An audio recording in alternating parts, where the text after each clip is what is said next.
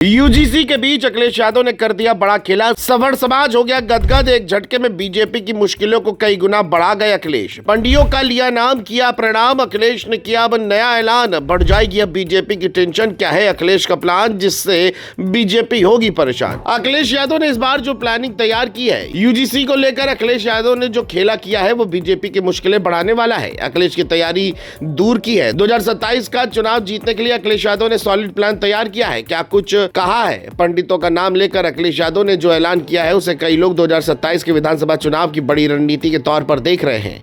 यही वजह है कि अब सवाल उठने लगे हैं कि क्या ये कदम बीजेपी की मुश्किलें बढ़ा सकता है। चलिए इस रिपोर्ट में सब जानते हैं। दरअसल सपा लंबे समय तक मुस्लिम और यादव वोट बैंक के सहारे राजनीति करती रही है, लेकिन पिछले कुछ सालों से पार्टी ने अपनी रणनीति में बदलाव किया है। 2022 के विधानसभा चुनाव से ही अखिलेश यादव पीडीए यानी पिछड़ा, दलित और अल्पसंख्यक की राजनीति को आगे बढ़ाते रहे हैं और इसका फायदा भी पार्टी को मिला। 2017 में जहां सपा को केवल 47 सीटें मिली थी, वहीं 2022 में चुनाव में सपा गठबंधन 125 सीटों तक पहुंच गया, यानी पार्टी ने 78 सीटों की बढ़त हासिल की और प्रदेश में मजबूत विपक्ष बनकर उभरी। लेकिन अब सपा की रणनीति सिर्फ पीडीए तक सीमित नहीं दिखाई दे रही है। हाल के दिनों में पार्टी के कई नेताओं ने ब्राह्मण समाज को लेकर बयान देना शुरू किया है। विधानसभा में सपा विधायक कमाल अख्तर ने परशुराम जयंती पर राजकीय अवकाश की मांग उठाई है। उन्होंने कहा कि जब अखिलेश यादव मुख्यमंत्री थे तब परशुराम जयंती पर छुट्टी घोषित की गई थी, लेकिन मौजूदा सरकार ने उसे खत्म कर दिया।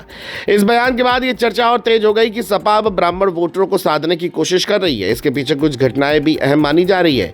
माघ मेला के दौरान शंकराचार्य स्वामी अभिमुक्तेश्वरानंद की पालकी रोकने की घटना ने काफी विवाद पैदा किया था। उस समय पुलिस और साधुओं के बीच धक्का मुक्की की तस्वीरें सामने आई, जिनमें एक बटुक की चोटी पकड़कर खींचे जाने की तस्वीर भी वायरल हुई।